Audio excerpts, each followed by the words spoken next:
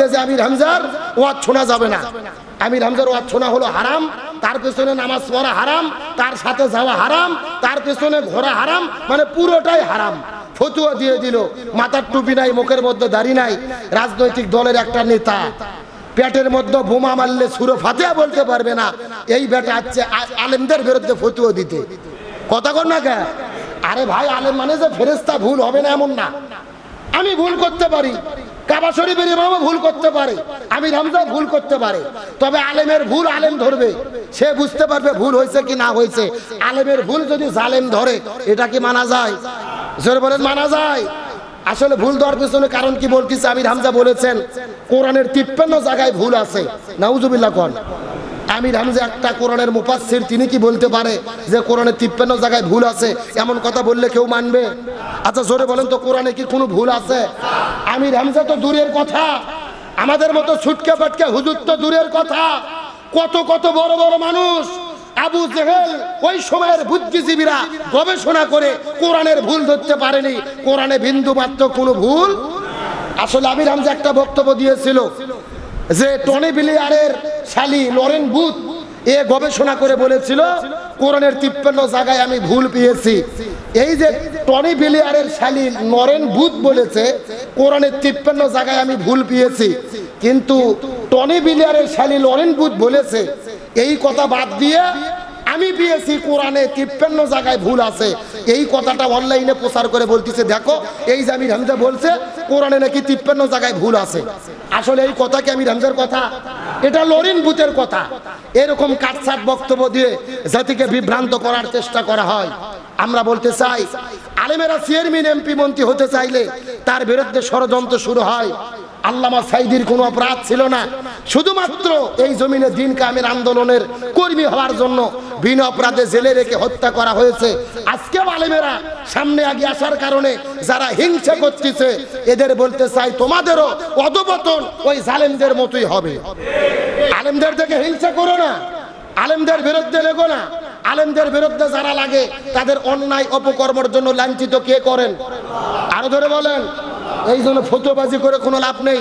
আগামীতে বাংলাদেশে আলেমদেরই ইসলামপন্থীদেরই বিজয় হবে ইনশাআল্লাহ।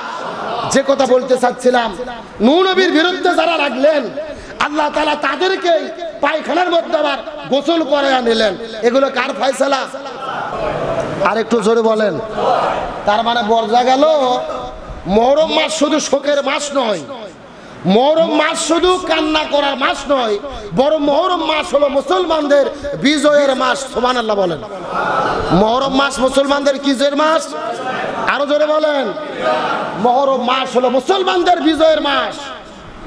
সুতরাং যুগে যুগে যত নবী রাসূলের গুরুত্বপূর্ণ ঘটনা আল্লাহ তাআলা এই মুহররম মাসের 10 তারিখ আশুরার দিনে সংগঠিত করলেন।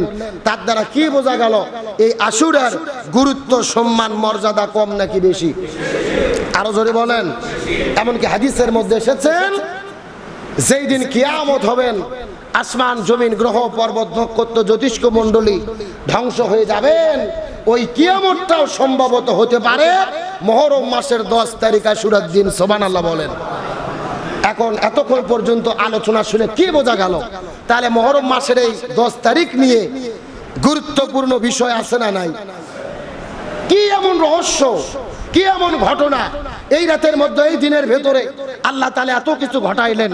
এখন আমি আপনাদের মধ্যে যতগুলো ঘটনার কথা বললাম, এর ভেতরে কারবালার কি কোনো ঘটনা আছে?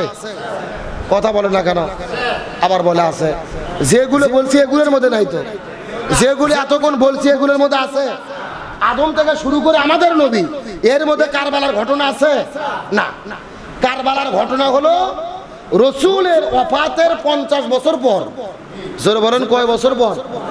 রাসূল কারীম সাল্লাল্লাহু আলাইহি ওয়াসাল্লাম ওফাত গ্রহণ করেছেন 11 হিজরিতে। জোরে বলেন, কয় হিজরি? আর কারবালার ঘটনা হলো 61 হিজরিতে। তার মানে বোঝা গেল রাসূলের ওফাতের কয় বছর পর? সবাই বলেন। আমার প্রিয় বন্ধুগণ, মুসলমান ভাইরা গভীর মনোযোগ। অনেকের মনে মনে ধারণা আশুরা মানে শুধু কারবালা, আশুরা মানে শুধু কারবালা নয়, আশুরা শুধু কারবালার বিষয় নয়।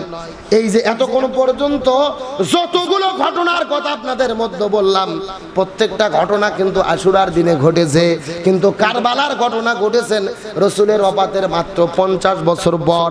রসুল করিম সাল্লাল্লাহু আলাইহি ওয়াসাল্লাম 11 হিজরিতে এই জমিনের মধ্য থেকে ওফাত গ্রহণ করে যখন বিদায় নিয়ে চলে গেলেন, রসুল বিদায় নিয়ে চলে যাওয়ার পরে হযরতে আবু বকর রাদিয়াল্লাহু তাআলা খেলাফতের দায়িত্ব গ্রহণ করলেন।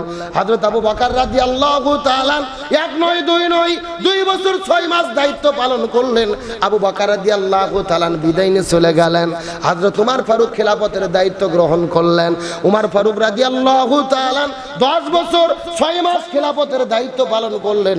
উমর ফারুক জমিন থেকে বিদায় নিয়ে চলে গেলেন। হযরত ওসমান রাদিয়াল্লাহু তাআলা ক্ষমতা গ্রহণ করলেন। ওসমান রাদিয়াল্লাহু তাআলা একাধারে 12 বছর 6 মাস ক্ষমতা গ্রহণ করে খেলাফতের দায়িত্ব গ্রহণ করলেন। ওসমান রাদিয়াল্লাহু তাআলাকে শহীদ করে দেওয়া হলো। ওসমান বিদায় নিয়ে চলে গেলেন। হযরত আলী রাদিয়াল্লাহু তাআলা খেলাফতের দায়িত্ব গ্রহণ করলেন। একাধারে 2 বছর, একাধারে 4 বছর 2 মাস ক্ষমতার দায়িত্ব গ্রহণ করে খেলাফতের দায়িত্ব গ্রহণ করলেন। আবু বকর হলো 2 বছর 6 মাস, হযরত ওমর হলো 10 বছর 6 মাস, ওসমান রাদিয়াল্লাহু তাআলা 12 বছর 6 মাস, আর হযরত আলী রাদিয়াল্লাহু তাআলা 4 বছর 6 মাস। এই 4 জন খেলাফতের আমলে, 4 জন খলিফার আমলে খেলাফতের শাসন আমল সর্বমোট হলো 30 বছর। কয় বছর? আরো জোরে বলেন।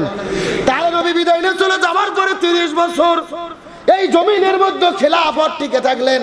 30 বছর পার হয়ে যাওয়ার পরে ক্ষমতা গ্রহণ করলেন ইমাম হাসান রাদিয়াল্লাহু তাআলা। ইমাম হাসান হোসাইন, মুয়াবিয়া রাদিয়াল্লাহু তাআলা, এরা আরো 20 বছর ক্ষমতা গ্রহণ করে জমিন পরিচালনা করলেন। ওই হলো 30 বছর, আর এই হলো 20 বছর। 20 আর 30 কত? তার মানে বোঝা গেল নবী বিদায় নিয়েছেন 11 হিজরিতে, আর কারবালার ঘটনা হলো 61 হিজরিতে। তার মানে বোঝা গেল এই যে কারবালার ঘটনা রসুলের বিদায়ের কত বছর পর? রসুলের পৃথিবী থেকে বিদায় নেওয়ার 50 বছর পরে 61 হিজরির ভেতরে ইয়াজিদ জোর করে ক্ষমতা দখল করার পরে চিৎকার করে বলেন কি করে? ইয়াজিদ জোর করে ক্ষমতা দখল করার পরে ইসলাম বিরোধী 4টা কাজ করলেন। জোরে বলেন কয়টা? মিশকাত শরীফের মধ্যে হাদিস এসেছে, হযরত সাঈদ বিন মুসাইদ রাদিয়াল্লাহু তাআলা বর্ণনা করে বলেন, হযরত সাঈদ বিন মুসাইদ রাদিয়াল্লাহু তাআলা বলেন, মিশকাত শরীফের 5699 নম্বর হাদিস, এই যে জোর করে ক্ষমতা দখল করে 4টা কাজ তিনি করলেন। 1 নম্বর, তিনি পবিত্র কাবা ঘর, আল্লাহর কাছে সবচাইতে সম্মানিত ঘর হলো কাবা ঘর, এই কাবা ঘরের গিলাফকে তিনি জোর করে টেনে ঘেঁষড়ে খুলে ফেললেন। 1 নম্বর, কাবা ঘরে গিলাফ খুলে ফেললেন। 2 নম্বর, মসজিদুন নববীর ভিতরে 1 নয় 2 নয় 3 দিন পর্যন্ত দরজা জানালা বন্ধ করে দিলেন, আজান ইকামত বন্ধ করে দিয়েছিলেন। মসজিদুন নববীর মধ্যে 3 দিন পর্যন্ত নামাজ পড়তে দেয় নাই। হযরত সাঈদ বিন মুসাইদ রাদিয়াল্লাহু তাআলা বর্ণনা করে বলেন, আমি যখন 3 দিন হঠাৎ করে মসজিদুন নববীর মধ্যে আটকা পড়েছিলাম, মসজিদুন নববীর ভেতরে কেউ ছিল না, শুধু আমি মসজিদুন নববীর মধ্যে ছিলাম। 3 দিন যখন মসজিদুন নববীর মধ্যে আটকাই ছিলাম, দরজা বন্ধ, জানালা বন্ধ, তবে আল্লাহর কসম করে বলি এই 3 দিন পর্যন্ত আজানের যখন সময় হতো, 5 ওয়াক্ত নামাজের যখন সময় হতো রে, আমি নবীজির রওজার পাশে ছিলাম। কে যেন নবীজির রওজার পাশে থেকে গুনগুন গুনগুন গুনগুন করে আমার কানের কাছে এসে আজানের শব্দ পৌঁছায়া দিত। লিল্লাহি তাকবীর। হযরত সাঈদ বিন মুসাইদকে আজানের শব্দ যখন কানের কাছে পৌঁছায় দেওয়া হয়, তিনি তখন নামাজ পড়ার সময় মতো নামাজ আদায় করে নাই। এই যে 3 দিন পর্যন্ত আজান ইকামত বন্ধ করে দিয়েছিল জালেম বাদশা ইয়াজিদ, এই জায়গার মধ্যে শেষ নয়। 3 নম্বর হলো হযরত ইমাম হোসাইন রাদিয়াল্লাহু তাআলা সহ হাজার হাজার আলেমদেরকে এই জমিনের মধ্য থেকে বিদায় করে দিয়েছিলেন, শহীদ করে দিয়েছিলেন। আর 4 নম্বর হলো এই জমিনের ভেতরে খেলাফতকে বাদ দিয়ে রাজতন্ত্র কায়েম করেছিলেন, কোরআন সুন্নাহর শাসনকে বাদ দিয়ে রাজতন্ত্র কায়েম করেছিলেন। এই চারটা কাজ তিনি কোরআন সুন্নাহ বিরোধী করলেন। 1 নম্বর কাবা ঘরে গেলাপ খুলে ফেললো। 2 নম্বর মসজিদুল নববীতে আযান ইকামত 3 দিন বন্ধ করে দিলেন, নামাজটাও বন্ধ করে দিলেন। 3 নম্বর আলেমদেরকে জমিনের মধ্য থেকে বিদায় করে দিল।